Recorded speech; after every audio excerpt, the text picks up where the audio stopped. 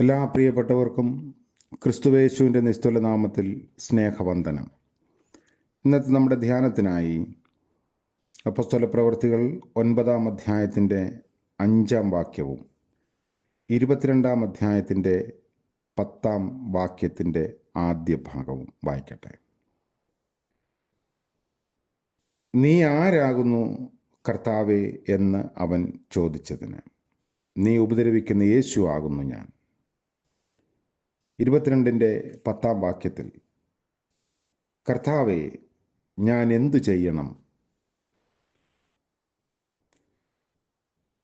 വിശുദ്ധ പൗലോസിൻ്റെ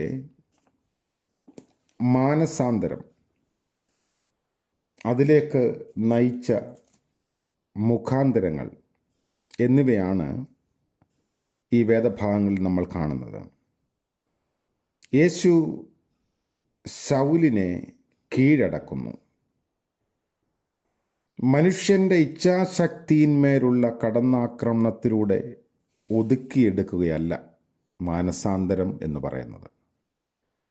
ദൈവസ്നേഹത്തിൻ്റെ മുൻപിൽ മനുഷ്യന്റെ പ്രതികരണമാണ്. ശൗലിൻ്റെ മാനസാന്തരം പൊടുന്നനവേ ഉണ്ടായതല്ല. അതേസമയം അവൻ്റെ സമർപ്പണം പെട്ടെന്നുണ്ടായതാണ്. വില്യം ബാർക്ലേ ഇതിനെക്കുറിച്ച് പറയുന്നു, it is not a sudden conversion but it is a sudden surrender. സ്തേഫാനോസിൻ്റെ മുഖം, വാക്കുകൾ, പ്രാർത്ഥന ഇവയെല്ലാം ശൗലിൻ്റെ മുൻപിലുണ്ട്. പ്രതികൂലതകളിൽ വിശ്വാസികൾ കാണിച്ച പ്രതികരണം ഒരു ഫിലിമിലെ കാണുന്നത് പോലെ ശൗലിൻ്റെ മുൻപിൽ കാണാം. ഒരാഴ്ച ഏതാണ്ട് ഒരു തരത്തിലുള്ള യാത്ര, ഇങ്ങനെ പല കാര്യങ്ങൾ അവൻ്റെ മാനസാന്തരത്തിന് ദൈവം ഉപയോഗിച്ചിട്ടുണ്ട്. അതുകൊണ്ടാണ് മാനസാന്തരം പൊടുന്നനവേ ഉണ്ടായതല്ല എന്ന് പറഞ്ഞിരിക്കുന്നത്. എന്നാൽ അവൻ്റെ ചോദ്യവും ലഭിച്ച ഉത്തരവും ദൈവം മുൻപാകെ സമർപ്പിക്കാൻ അവനെ പ്രേരിപ്പിച്ചു. ശൗലിൻ്റെ മാനസാന്തരം തികച്ചും ദൈവകൃപയാൽ സംഭവിച്ചതാണ്. ദൈവകൃപ മനുഷ്യ ആളത്വത്തെ ചവിട്ടി മെതിച്ച് ഇല്ലാതാക്കുകയല്ല, മനുഷ്യൻ യഥാർത്ഥ മനുഷ്യനാകുന്നതിന് സഹായിക്കുന്നതാണ്. പാപം നമ്മെ ബന്ദികളാക്കും, ദൈവകൃപ നമ്മെ സ്വതന്ത്രരാക്കും. ഭൂമിയിലെ അഗ്നിച്ചൂള എന്ന തലക്കെട്ടിൽ നഥനായേൽ ഗോധെ എഴുതിയ ഒരു പ്രസിദ്ധ നോവലുണ്ട്. സകല വഷളത്വത്തിലും ജീവിച്ച ഒരു ഗ്രാമത്തെയാണ് അതിൽ ചിത്രീകരിക്കുന്നത്. നാളുകൾ കഴിഞ്ഞപ്പോൾ ഗ്രാമവാസികൾ ഒരുമിച്ച് ചേർന്ന് ഒരു തീരുമാനം കൈക്കൊണ്ടു. വഷളത്വത്തോട് യാത്ര പറഞ്ഞ് ഒരു പുതിയ ജീവിതം നയിക്കുക. അതിനവരെ ഒരു തീക്കുണ്ടമുണ്ടാക്കി. തങ്ങളെ വഷളത്വത്തിലേക്ക് നയിച്ച എല്ലാറ്റിനെയും തീയിലിട്ട് ചുട്ട് യാത്ര പറയുക, അതായിരുന്നു അവരുടെ ആലോചന. അങ്ങനെ അവരത് നടപ്പിലാക്കുകയും ചെയ്തു. എന്നാൽ 2 പിശാചുക്കൾ സമീപമുള്ള മരക്കൊമ്പിലിരുന്ന് അട്ടഹസിച്ചു. എന്തിനാണ് നിങ്ങൾ അട്ടഹസിക്കുന്നത്? ഇനി ഞങ്ങളെ നിങ്ങൾക്ക് കിട്ടുകയില്ല എന്ന് ഗ്രാമവാസികൾ അവരോട് പറയുന്നു.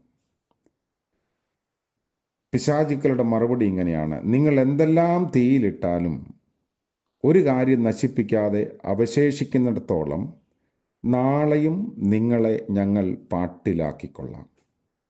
പിശാചുക്കൾ തുടരുന്നു, ആളത്വത്തിൻ്റെ ഇരിപ്പിടമായ ഹൃദയത്തിനാണ് രൂപാന്തരം വേണ്ടത്.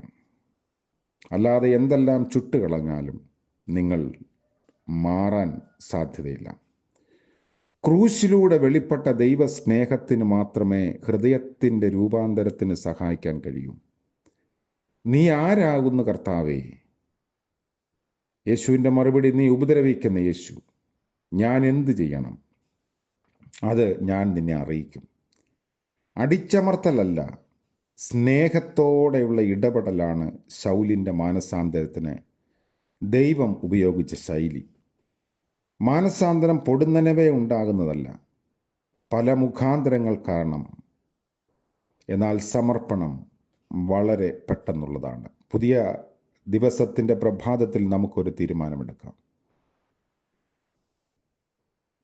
ദൈവത്തോട് ചേർന്ന് നിൽക്കാനുള്ള നിലപാട്, അതിന് തടസ്സമായിട്ടുള്ളതെല്ലാം വലിച്ചെറിഞ്ഞ് നമുക്ക് ഒരു പുതിയ ജീവിതത്തിന് തുടക്കം കുറിക്കാം. നമ്മുടെ സാക്ഷ്യം മറ്റുള്ളവരുടെ മാനസാന്തരത്തിനും കാരണമാകും. നമ്മുടെ പ്രതികരണങ്ങൾ ക്രിസ്തുവിൻ്റെ സ്വഭാവം വെളിപ്പെടുത്തുന്നതായിരിക്കട്ടെ. ഇന്നത്തെ പകൽക്കാലം അങ്ങനെ സാക്ഷ്യമുള്ളവരായി ജീവിപ്പാൻ ദൈവം നമ്മളെ സഹായിക്കട്ടെ. പൗലോസിനോട് തുടർന്ന് കർത്താവ് പറയുന്ന കാര്യങ്ങൾ, നിയോഗം അടുത്ത ധ്യാനത്തിൽ നമുക്ക് പങ്കുവയ്ക്കാം. നമുക്ക് പ്രാർത്ഥിക്കാം. കരുണ നിറഞ്ഞ കർത്താവേ, പുതിയ ദിനത്തിനായി സ്തോത്രം. അനേകം സാധ്യതകൾ ഞങ്ങളുടെ മുൻപിലുണ്ടല്ലോ. ഇന്നത്തെ നന്മകളിലേക്ക് പ്രവേശിപ്പാൻ, ജീവിപ്പാൻ ഞങ്ങൾക്ക് സഹായിക്കണമേ. തിന്മയെ വിട്ടുതിരിയാനുള്ള വലിയ ഒരുക്കം, മാനസാന്തരം ഞങ്ങൾക്ക് നൽകണമേ. പ്രഭാതം മുതൽ പ്രദോഷം വരെ അവിടുത്തെ കൃപയിൽ ആശ്രയിക്കുന്നു. ഇന്ന് ജന്മദിനം ആഘോഷിക്കുന്ന പ്രിയപ്പെട്ടവർക്ക് വേണ്ടി, വിവാഹ വാർഷികം ആഘോഷിക്കുന്നവർക്ക് വേണ്ടിയും പ്രാർത്ഥിക്കുന്നു. അനുഗ്രഹങ്ങളുടെ, നന്മയുടെ പുതിയ വർഷം നൽകണമേ. യേശു മശീഹ മൂലം പ്രാർത്ഥന കൃപയോടെ കേൾക്കുമാറാകണമേ. ആമേൻ. ത്രിയേക ദൈവത്തിൻ്റെ അനുഗ്രഹം നാം എല്ലാവരോടും കൂടെ ഇരിക്കുമാറാകട്ടെ. ആമേൻ.